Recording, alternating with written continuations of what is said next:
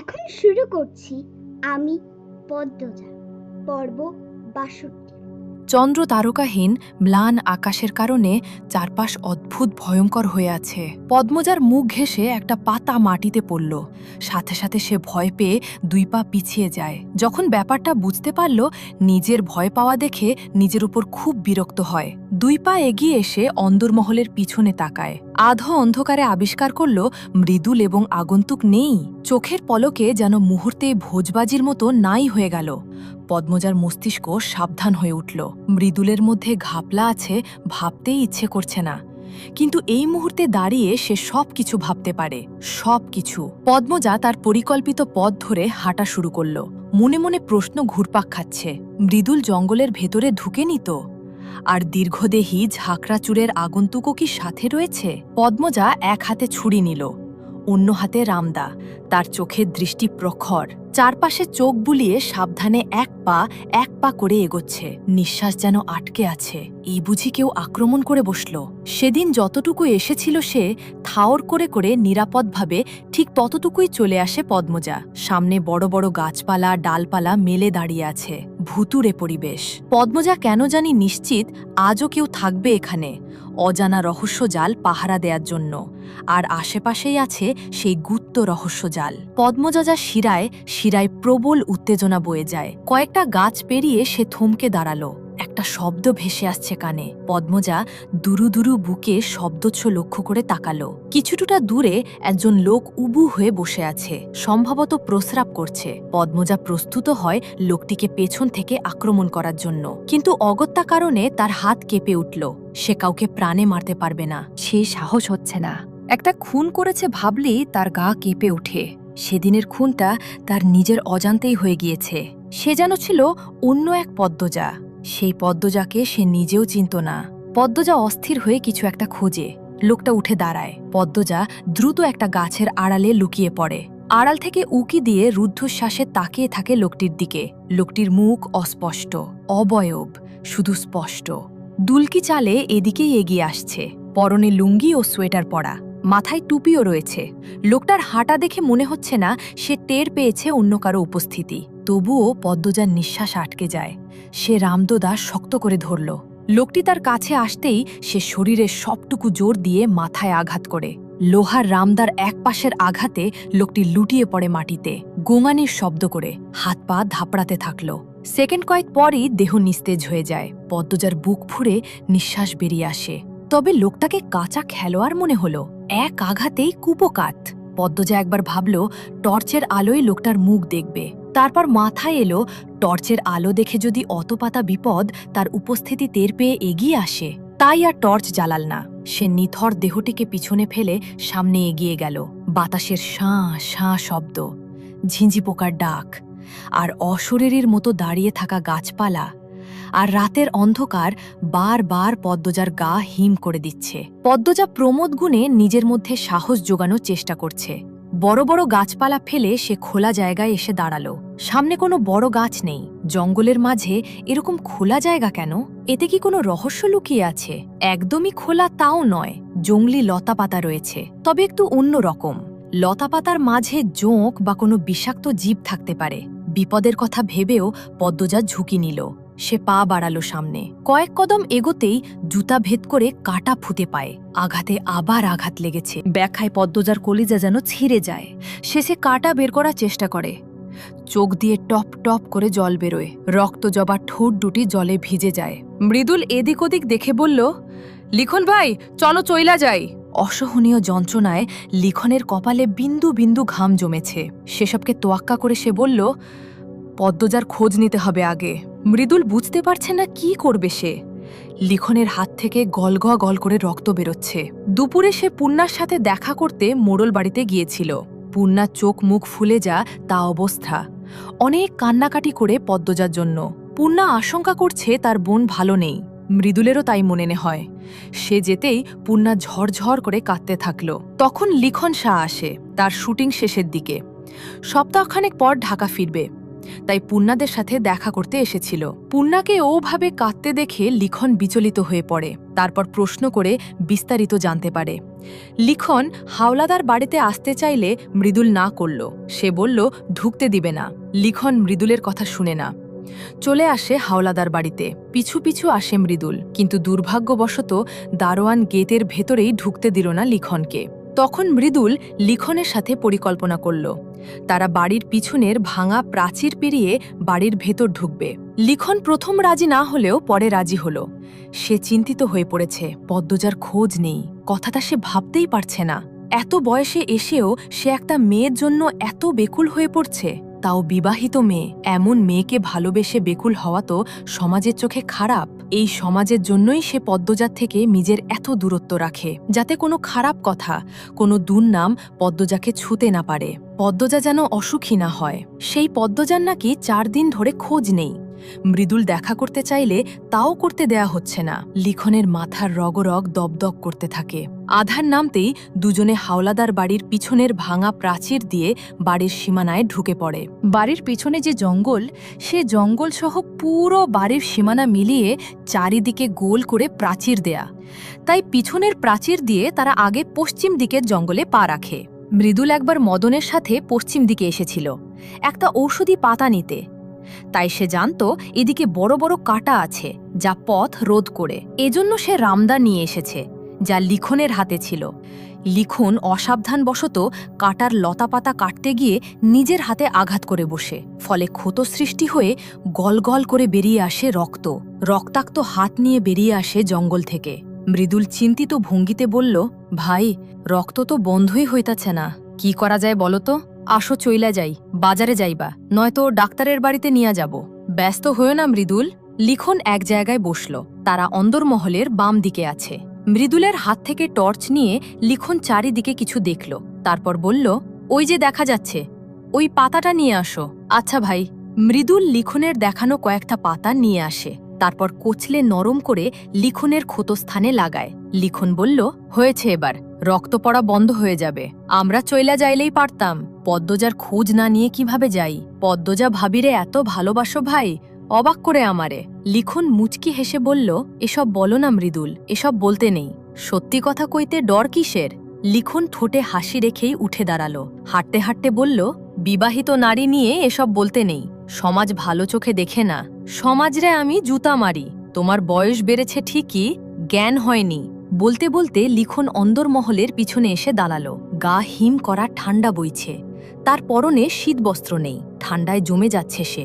মৃদুল বলল, এই কথা আমার আম্মাও বলে। এসব কথা বাদ দাও এখন। শুনো, আমরা বাড়ির সামনে যাব নাকি পিছন থেকে কিছু করব?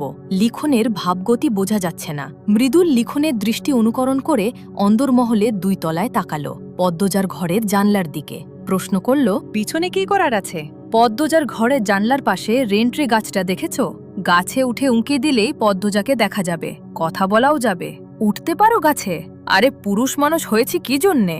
তাইলে গাছে উঠমু আমরা? একবার সামনে দিয়ে চেষ্টা করা উচিত। তুমি যাও, গিয়ে দেখো ঢুকতে দেয় নাকি। মৃদুল মুখ কালো করে বলল, দিবে না। আবার অপমান হতে ইচ্ছা করতেছে না। তাহলে চলো গাছে উঠি। মৃদুল চুল ঠিক করতে করতে গুরুতর ভঙ্গিতে বলল, তুমি যখন কইছ আমি যাব। লিখন হাসল। পূর্ণার মতোই মৃদুলের স্বভাব। পূর্ণাকে যে কারণে ভালো লাগে, ঠিক একই কারণে মৃদুলকেও ভালো লাগে। মৃদুল চলে যায়। লিখনের মাথাটা ব্যথা করছে।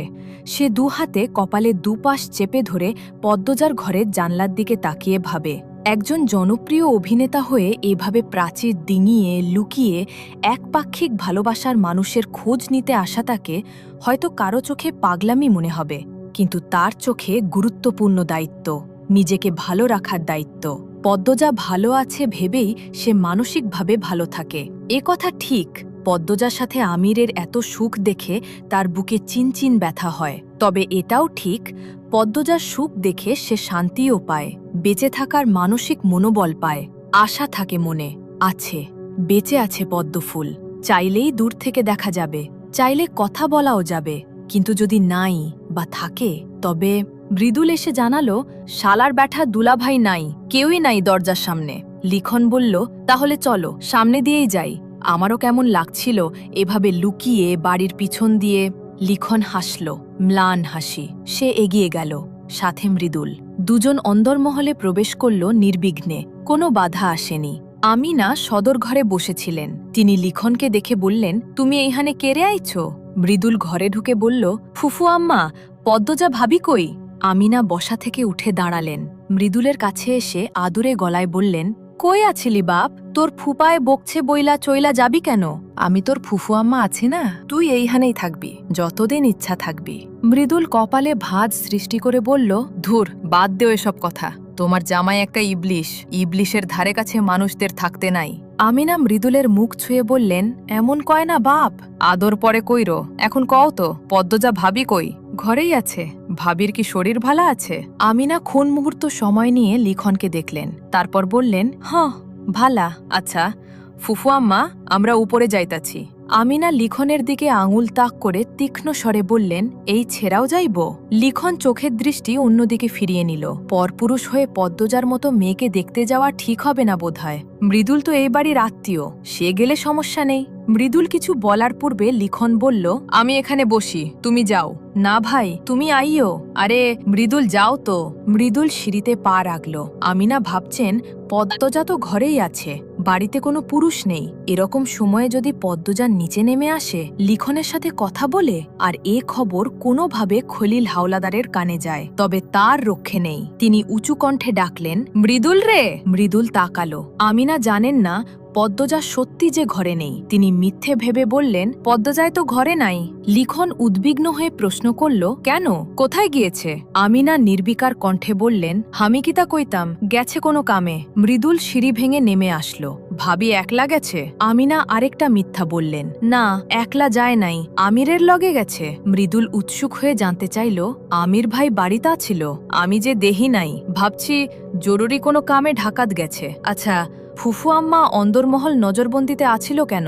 আমারে ঢুকতে দিত না। আমিনা তৃতীয়বারের মতো মিথ্যে বললেন, আমির তো ঢাকাতেই গেছিল, কাইল রাইতে আইছে। আমির নাই, এজন্যে পদ্মজার। লিখন কথা কেড়ে নিয়ে বলল, বুঝতে পেরেছি, সিকিউরিটি মানে নিরাপত্তা দিয়ে গিয়েছিল। আমি আছি তো গ্রামে। আমির হাওলাদার খুব ভালোবাসেন পদ্মজাকে। শেষ শব্দ তিনটি লিখন জোরপূর্বক হেসে বলল, তার চোখের মনি চিক চিক করছে। মৃদুল আফসোস করে বলল, ধুর, দেখা হইল না, আসি চাচি, বলল লিখন। মৃদুল লিখন বেরিয়ে আসে। মৃদুল বলল, পদ্মজা ভাবির চিঠি দেখে তো মনে হয় নাই এত সহজ ব্যাপার। পদ্মজা একটা রহস্যময়ী, মায়াময়ী, তাই বোধহয় রহস্য রেখে চিঠি লিখেছে। আর মিস্টার আমির যেহেতু এখন সাথে আছে, নিশ্চয় পদ্মজা ভালো আছে। মৃদুল গভীর মগ্ন হয়ে কিছু ভাবছে।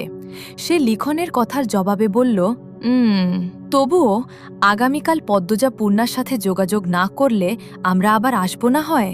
মৃদুল লাফিয়ে উঠে বলল, এটাই ভাবছিলাম। লিখনের হাতের রক্ত পড়া বন্ধ হলেও খুব ব্যথা হচ্ছে, তা মুখ দেখেই বোঝা যাচ্ছে। মৃদুল বলল, ভাই, সাইকেল নিয়ে আসি, এই অবস্থায় হেঁটে যাওয়া ঠিক হইব না। লিখনও সায় দিল। মৃদুল আলোক ঘর থেকে সাইকেল নিয়ে আসে। মৃদুল সামনে, লিখন পিছনে বসল। তাদেরকে দারোয়ান দেখে অবাক হয়, তবে বেশি কিছু বলতে পারেনি। মৃদুল হুমকি ধামকি দিয়ে বেরিয়ে পড়ে। রাতের স্নিগ্ধ বাতাসে লিখন অনুভব করল তার বুকের সূক্ষ্ম ব্যথাটা সর্বাঙ্গে ছড়িয়ে পড়ছে। সে একবার ঘুরে তাকালো হাওলাদার বাড়ির গেটের দিকে। খ্যাতিমান, সুদর্শন, ধনী লিখন শাহ, যে সব সময় ঠোঁটে প্লাস্টিকের হাসি ঝুলিয়ে রাখে, তাকে দেখে সবার কত সুখী মনে হয়।